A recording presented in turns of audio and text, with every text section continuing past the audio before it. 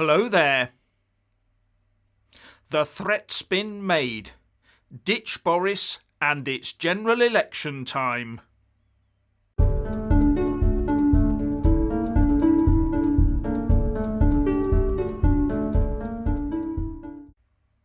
This will alarm Brexiteers up and down the land, and with it raise the hopes of Lord Adonis, Tony Blair and Keir Starmer.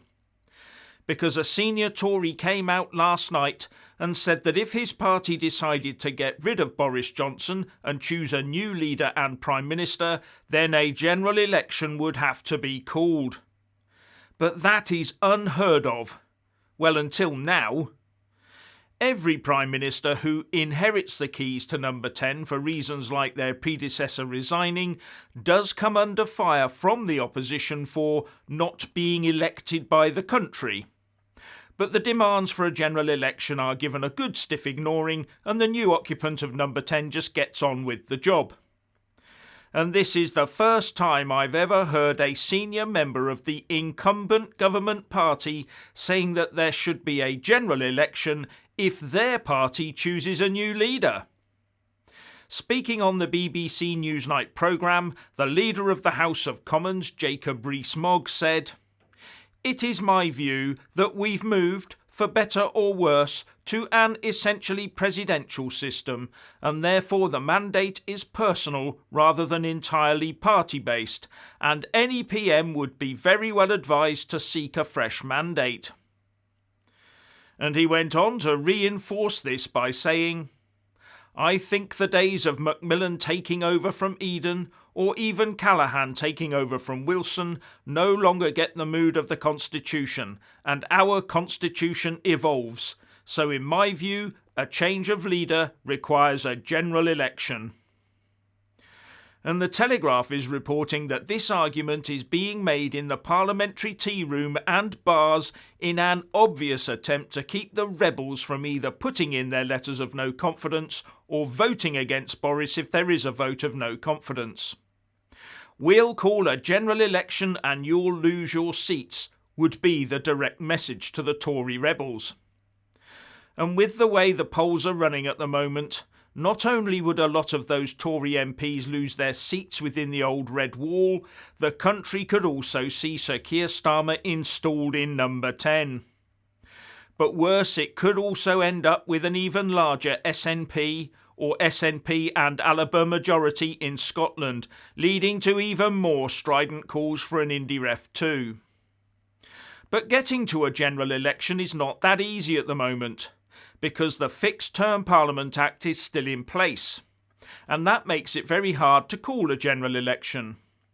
This act was put in place by the Tory Lib Dem coalition government in order to keep the Lib Dems within government at the time, but it became cumbersome and impossible to operate when we needed a general election during those fractious Brexit votes of 2019. But there is a new bill going through Parliament right now, the Dissolution and Calling of Parliament Bill, that will change this back to the old system where the Prime Minister can go to the country whenever they choose.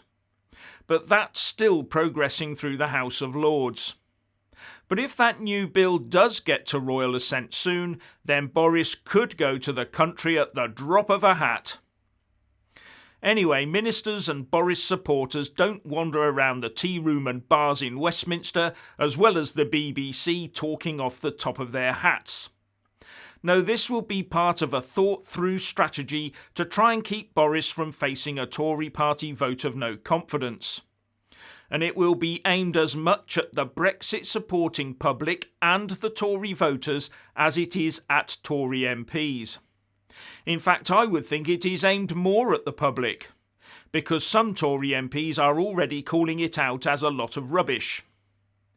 The Conservative Party bigwigs probably want the public to pressure their MPs to stop them from voting Boris out as party leader and then out of number 10 by default.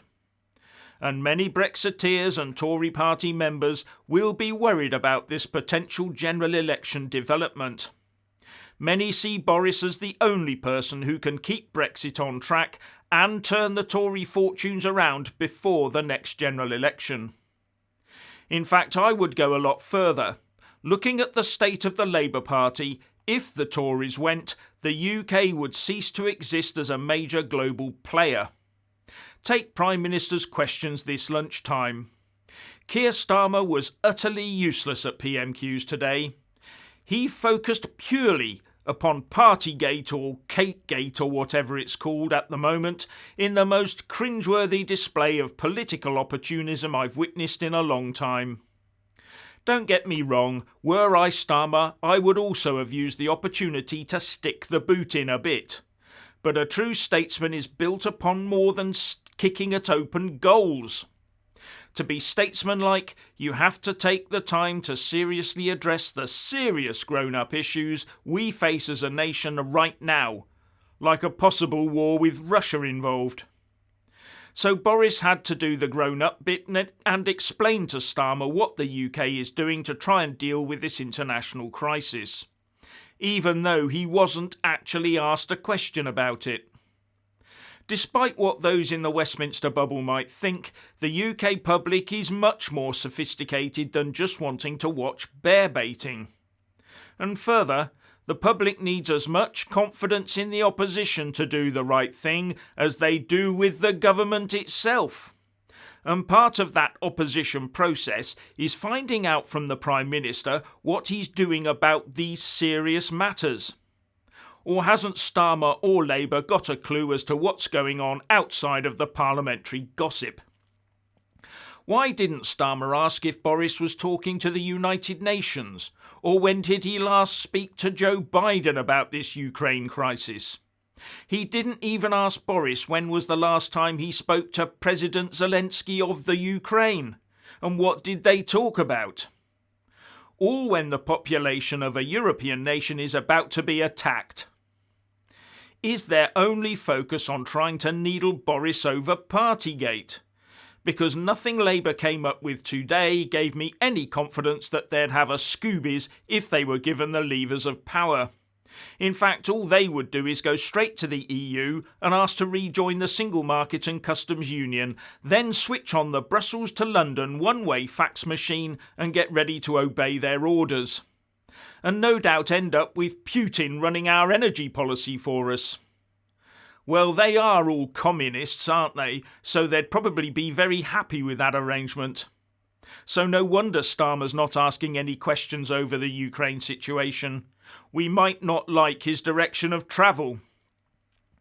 And I have to say that the current EU reaction to the Ukraine crisis should be a wake-up call for the Ramonas. Because those EU27 that they keep telling us act as one and are the saviours of the peace in Europe are now really divided on how to deal with Russia. As I pointed out in my video this morning, they are divided within the EU and they are divided within NATO, and that is dangerous. And I have to wonder which side Starmer and his crew would really be on over this one. Would they be trying to stiffen Western resolve to do all they can to force Putin to back down? Or would they instead just go along with the Germans and French in basically appeasing Russia? I think I know what Labour would do, and I suspect many people out there suspect the same. At the end of the day, you may not like Boris and the Tories, but in my estimation the alternative is worse. But for the leader of the House, Jacob Rees-Mogg, to dangle that prospect in front of us by almost threatening to hold a general election is just a bit desperate, don't you think? So what's your opinion on this threat of a general election from Jacob Rees-Mogg? Please like and comment below. Please subscribe and like this video, buy a mug and support me on Patreon or PayPal, and thank you for watching.